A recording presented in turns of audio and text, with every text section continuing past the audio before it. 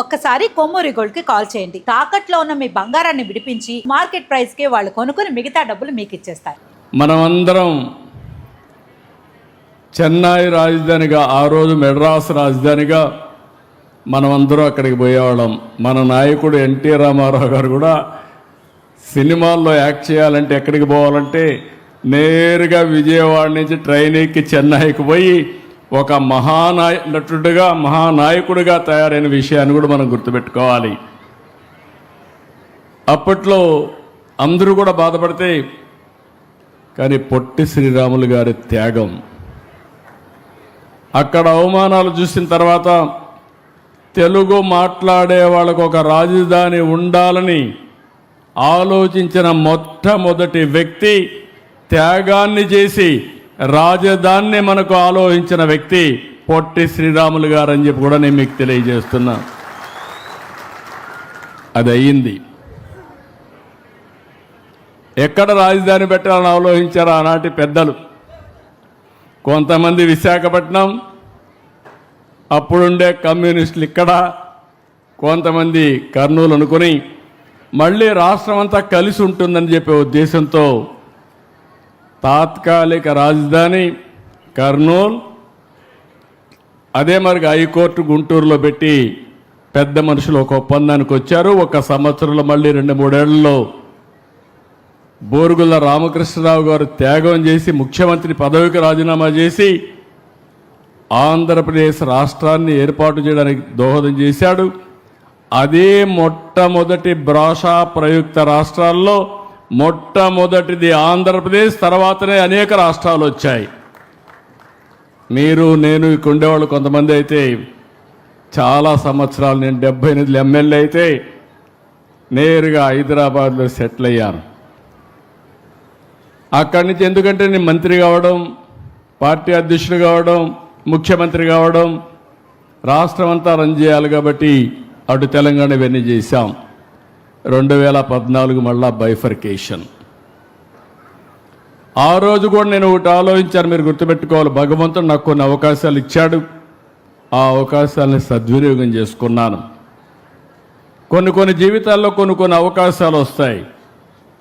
సద్వినియోగం చేసుకున్న వాళ్ళం మనకు ఒక తృప్తి ఉంటుంది. ఎందుకంటే మనకి ఇచ్చిన అవకాశాన్ని సద్వినియోగం చేశామని. ఇప్పుడే మనోహర్ గారు వస్తూ ఒక మాట అన్నాడు, సార్ మీరు హైటెక్ సిటీ కట్టారు, అది మహానగరం అయింది, హంబుల్ వే మీరు ఇది స్టార్ట్ చేశారంటే హంబుల్ కాదు, ఇది గ్రేట్ విజన్కి మొదటి సక్సెస్ మాత్రం అని చెప్పాను. విభజన జరిగింది ఆ రోజు, మీరు అందరూ హైదరాబాద్ పెట్టిన నన్ను చాలామంది ఎగతాళి చేశారు. నేను హైటెక్ సిటీ కడితే ఆనాటి రాజకీయ నాయకులు హైటెక్ సిటీ కడితే ఏమవుతుందన్నారు. ప్రపంచంలో అధినేతలంతా హైదరాబాద్కు వస్తే మీరు ఒక రోడ్డు వేశారు, హైటెక్ సిటీ నుంచి ఎయిర్పోర్ట్ వరకు మీరు షో చేస్తున్నారు, దీనివల్ల ఏమీ రాదన్నారు. నేను ఒకటే సంకల్పం, తెలుగు జాతి గర్వపడే విధంగా ఒక మహానగరాన్ని నిర్మాణం చేయాలనే సంకల్పంతో అడుగడుగునా ముందుకు పోయి హైదరాబాద్ నిర్మాణం చేశాం. 162 కిలోమీటర్ల ఔటర్ రింగ్ రోడ్డు. ఎవరన్నా ఆలోచించడానికి కూడా సాహసం చేయడానికి అప్పుడు వీలు కాదు, ఎందుకంటే రోడ్లు వేయాలంటే అసాధ్యమైన పని. అక్కడి నుంచి ఈరోజు మీరు హైదరాబాద్ చూశారు. విభజన జరిగింది. విభజన జరిగిన తర్వాత నేను ఇప్పుడు కూడా చెప్తున్నాను, హైదరాబాద్ నిర్మాణం చేశాం. తెలంగాణ రాష్ట్రానికి హైయెస్ట్ పర్ క్యాపిటల్ ఇన్కమ్ ఒక్క సైబరాబాద్ వల్ల, ఔటర్ రింగ్ రోడ్డు వల్ల ఈరోజు తలసరి ఆదాయంలో దేశానికి ఆదర్శంగా హైయెస్ట్ తలసరి ఆదాయం తెలంగాణకు వస్తుందంటే తెలుగు జాతి తరపున నేను గర్వపడుతున్నానని మరొక్కసారి మీకు తెలియజేస్తున్నా. నాకు ఎప్పుడూ ఒక బాధ ఉండేది, ఆ బాధ అక్కడ చేశాం. 42% బాగుపడ్డారు, సంతోషం. ఇక్కడ 58% ఉన్నారు, ఏం చేయాలి అని ఎప్పుడు నా మనసులో బాధ, ఆవేదన ఇప్పుడు కూడా ఉంది. అక్కడి నుంచి నేను ఆలోచించినప్పుడు రాజధాని లేకపోతే మనం ఏం చేయలేము. ఒక ఇంటికి ఒక మంచి ఇల్లు ఉండాలి, ఒక సమాజానికి ఒక రాష్ట్రానికి మంచి రాజధాని ఉండాలి. అందుకే నేను ఆ రోజు సంకల్పం చేసినప్పుడు అసెంబ్లీలో చెప్పాను. అప్పటికి కమిటీ వచ్చింది, రిపోర్ట్ ఇచ్చారు. అప్పుడు రైతులు కూడా ముందుకు రాలేదు. నేను ఆ రోజు మొట్టమొదటిసారిగా ఆలోచించింది 25 పార్లమెంటుకు సెంటర్ పార్లమెంటు గుంటూరు. తంబురూలు ఇది. ఎవడైనా అర్థం కాకపోతే అర్థమయ్యేట్టుగా చెప్పాలంటే ఒకే మాట, రాష్ట్రానికి నడిబొడ్డున రాజధాని అదే గుంటూరు జిల్లాలో అమరావతి. ఇటు పోతే 14, ఇటు వస్తే 14. చిన్న పిల్లలను కూడా ఎక్కడ రాష్ట్రానికి సెంటర్ అంటే నేరుగా వేలు అక్కడికే పోతుంది. అవునా కాదా? మీరే ఆలోచించండి. సంకల్పం బాగానే ఉంది, కానీ ఎట్ట కట్టాలి? నేను కూడా గుంటూరులో లేకుంటే విజయవాడలో ఒక 50 ఎకరాలు తీసుకొని ఒక సెక్రటరియట్ కట్టేయచ్చు, మామూలుగా ఉంటుంది. కానీ భవిష్యత్తు ఏంటని ఆలోచించినప్పుడు నాకు అనిపించింది దీన్ని ఒక మహానగరం చేయాలి. ఏ విధంగా చేయాలని ఆలోచించినప్పుడు మొట్టమొదటిసారిగా మేము మాట్లాడుతూ ఉంటే నారాయణ గారు మేమందరం ల్యాండ్ పూలింగ్ అనే కాన్సెప్ట్ వచ్చింది. రాజధాని నిర్మాణంలో రైతుల్ని భాగస్వాములు చేస్తే ఎట్లుంటుందని. చాలా బాగుంటుంది, ఎవరున్నారు కనుక్కోండి, ఎవరు వస్తారో కనుక్కోమన్నాం. అప్పుడు వస్తే విజయవాడ, గుంటూరు, మంగళగిరి, ఒక పక్కన అమరావతి ప్రాంతం. అక్కడ ఆలోచించినప్పుడు రైతాంగానికి ఆలోచనిస్తే మీరందరూ ముందుకు వచ్చారు. దేనికోసం వచ్చారంటే నేను సైబరాబాద్ నిర్మాణం చేయకపోయి ఉంటే మీరు వచ్చేవాళ్ళు కాదు, నా మీద నమ్మకం ఉండేది కాదు. ఆ సిటీని చూసిన తర్వాత ఇక్కడ కూడా అలాంటి సిటీ అభివృద్ధి అవుతుంది, మా జీవితాలు బాగుపడతాయని ఏకైక అభిప్రాయంతో నా మీద నమ్మకంతో మీరందరూ ముందుకొచ్చి 58 రోజులు నారాయణ గారు చెప్పినట్టు 33,000 ఎకరాలు, 29,000 మంది రైతులు, ఒకరిద్దరు కాదు. ప్రజాస్వామ్య దేశంలో ప్రపంచంలో ఎప్పుడూ జరగలేదు. అలాంటి వినూత్నమైన స్ఫూర్తికి కారకులైన అమరావతి రైతాంగానికి మరొక్కసారి శిరస్సు వంచి మీ పాదాభివందనం చేస్తున్నాను. మీరు లేకపోతే ఈ రాజధాని లేదు. 19 అన్నీ కూడా ఇవన్నీ ప్లాన్ చేయడం, నేను ఏది చేసినా కూడా చాలా బాగుండాలని కోరుకుంటా. హైదరాబాద్లో హైటెక్ సిటీ కడితే ఎల్ఎన్టీని పిలిపించి 30 సార్లు నమూనా తయారు చేసిన తర్వాత హైటెక్ సిటీ అంటే ఇట్లా ఉండాలని ఫైనలైజ్ చేశాం కాబట్టి వాజ్పేయి గారు వచ్చి ఇనాగ్రేట్ చేశారు. సాక్షాత్తు అమెరికా అధ్యక్షుడు బిల్ క్లింటన్ వచ్చి అది చూసిన తర్వాత ఆయన కూడా పోయి అమెరికాలో పోయి చెప్పే పరిస్థితికి వచ్చారు. అలాంటి సంఘటనలు చాలా జరిగాయి. అక్కడి నుంచి మీరు ల్యాండ్ ఇచ్చిన తర్వాత నేను ఆలోచించి, ఒకప్పుడు హైదరాబాద్ నిర్మాణానికి సైబరాబాద్ నిర్మాణానికి నేను అమెరికాకి వెళ్ళాను 15 రోజులు.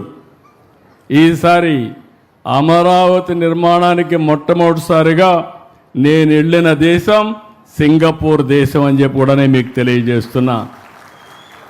ఎందుకు సింగపూర్కి వెళ్ళానంటే Singapore city one of the best livable city. వాళ్ళు అంచెలంచెలుగా చేశారు. ఒక ఫిషర్మెన్ విలేజ్. ఈరోజు మీరు చూస్తే ఒక లివబిలిటీయే కాకుండా మోస్ట్ అడ్వాన్స్డ్ టెక్నాలజీస్ ఉపయోగించి ముందుకు పోయారు. అందుకని నేను వెళితే నా మీద ఒక్కోసారి నమ్మకాలు పనిచేస్తూ ఉంటాయి. నా మీద నమ్మకంతో నేను అడిగాను, మీరు రిపోర్ట్ ఇవ్వాలంటే ఒక ప్రాజెక్ట్ రిపోర్టు అంటే మొత్తం మాస్టర్ ప్లాన్ తయారు చేయాలంటే చాలా సమయం పడుతుంది. రెండోది నేను టెండర్ పిలిస్తే దానికి ఇంకా ఎక్కువ సమయం పడుతుంది, వేరే మార్గం చూపించమంటే పర్వాలేదు, మీరెప్పుడు మాకు మిత్రుడిగా ఉన్నారు, మీ మీద విశ్వాసం నమ్మకం ఉంది, అందుకనే ఒక్క రూపాయి తీసుకోకుండా మాస్టర్ ప్లాన్ డీటెయిల్స్ తయారు చేస్తామని సింగపూర్ గవర్నమెంట్ క్యాబినెట్లో నిర్ణయం చేసి మనకు ఆ పని చేసి పెట్టారు. అలాంటి వాళ్ళపైన 1924లో మీరేగా సఫరర్స్. ఈవెన్ సింగపూర్ గవర్నమెంట్ కూడా వీళ్ళ యొక్క వేధింపులకు గురయ్యే పరిస్థితికి వచ్చింది. అక్కడి నుంచి మామూలు కన్సల్టెంట్ నేను ఆలోచించాల. నేను టోక్యోలో కన్సల్టెంట్ పెడితే ఆయన ఏదో ప్లాన్లు తయారు చేశారు. అవి చూస్తే నాకు నచ్చలేదు. కడాన నేను ఇప్పుడే నారాయణ గారు ఉన్నారు, నార్మన్ ఫాస్టర్ కన్సల్టెన్సీ. ఇక్కడ చేసే సరిగా చేయకపోతే అందరిని రమ్మంటే రాలేరు కాబట్టి 4 రోజులు వాళ్ళ ఆఫీసులో 3-4 రోజులు వాళ్ళ ఆఫీసులో కూర్చొని ఉదయం నుంచి సాయంత్రం వరకు పని చేయించి ఇప్పుడు మనం తయారు చేసినటువంటి assembly, high court and hour towers, administrative towers ఇవన్నీ కూడా ఐకానిక్ బిల్డింగ్స్ అన్ని క్రియేట్ చేశాం. దానికి కూడా నెగతాలు చేశారు. ఇవన్నీ కూడా గ్రాఫిక్స్ అని. గ్రాఫిక్స్ అన్న వాళ్ళు ఆ గ్రాఫిక్సే నిజమైతే ఏమవుతారో మీరే ఒక్కసారి ఆలోచించుకోవాల్సిన అవసరం ఉంది.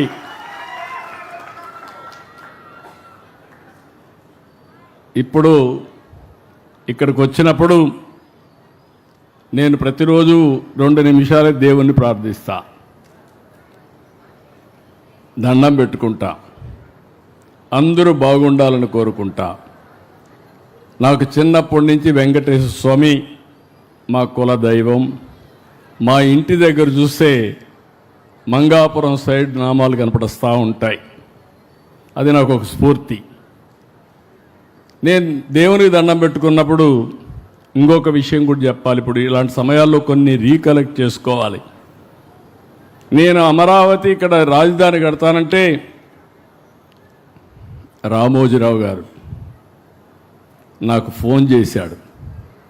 ఫోన్ చేసి, బాబు గారు మీరు రాజధాని కడుతున్నారు, పేరు ఏం పెట్టబోతున్నారు అనేది నాకు కొన్ని రిజర్వేషన్స్ ఉన్నాయి. నాకుండే అనుభవంతో నా మీడియా అంతా ఉపయోగించి నేను రీసెర్చ్ చేశాను. ఆ ప్రాంతానికి ఒక చరిత్ర ఉంది. ఆ ప్రాంతానికి సరైన పేరు అమరావతి అవుతుంది, మీరు ఆలోచించండి అని ఆయన ఒక రీసెర్చ్ పేపర్ నాకు పంపించాడు. అంటే మంచి పని చేస్తే అందరూ సహకరిస్తారనే దానికి ఇది ఒక ఉదాహరణ. ఆ పేరినంగానే నాకు కూడా ఒక మనసు ఉప్పొంగింది, జలధరించింది. దానికి కారణం ఆ పేరు పెడతామని అనౌన్స్ చేస్తే ఇంతవరకు అపోజ్ చేసిన వ్యక్తి కానీ ప్రత్యామ్నాయ పేరు చెప్పిన వ్యక్తి కానీ లేరంటే అది అమరావతి ప్రభావం. అక్కడి నుంచి అసెంబ్లీలో నేను అనౌన్స్ చేసినప్పుడు మీరు చూసుంటారు, నాకు పెద్ద సమస్య. హైదరాబాద్ అసెంబ్లీలో, ఓల్డ్ అసెంబ్లీలో ఆంధ్రప్రదేశ్ సమావేశాలు. నేను ఆ సమావేశాలు అనౌన్స్ చేస్తే అడ్డం పడాలంటే నేను ఆ రోజు ఆలోచించి ఏ ప్రాంతానికి ఏ విధంగా చేస్తానో, సైబరాబాద్ నిర్మాణ అభివృద్ధి జరిగిన తర్వాత కొన్ని అనుభవాలతో ఏదైతే అభివృద్ధి వికేంద్రీకరణ జరగాలని అన్ని జిల్లాలకు ఏమేం చేయబోతానో ఒక బ్లూ ప్రింట్ ఇచ్చాను. ఆ రోజు మాట్లాడిన మాటలు ఆనాటి ప్రతిపక్ష నాయకుడు, ఇప్పుడు ప్రతిపక్షం కూడా లేదు, అది వేరే విషయం.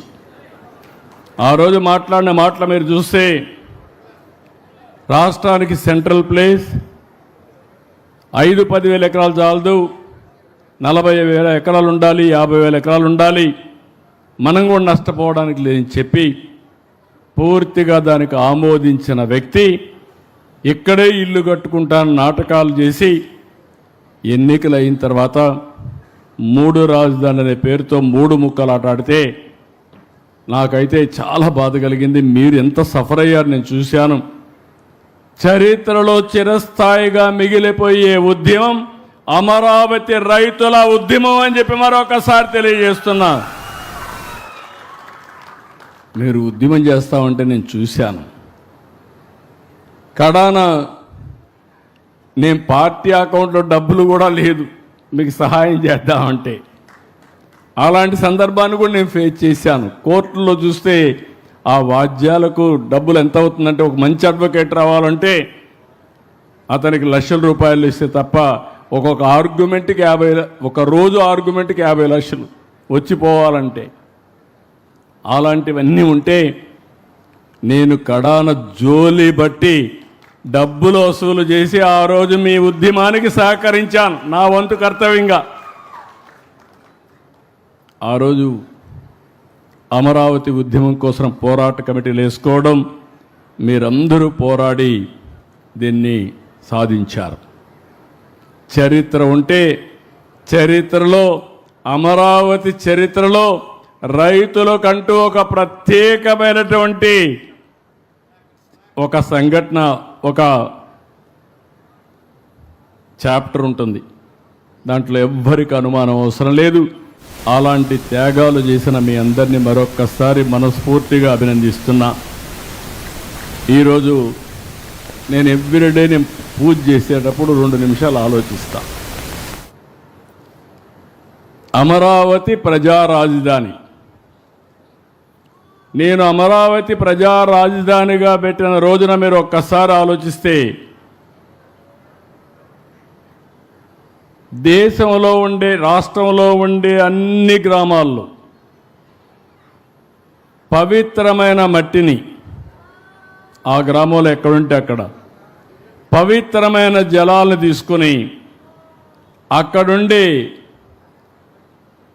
పవిత్ర ఆలయాలు, అది చర్చ్ కావచ్చు, మసీదు కావచ్చు, ఇంకొక దేవాలయం కావచ్చు, ఏదైనా కానీ అక్కడ పూజలు చేసి అవన్నీ ఇక్కడ తీసుకొచ్చాం.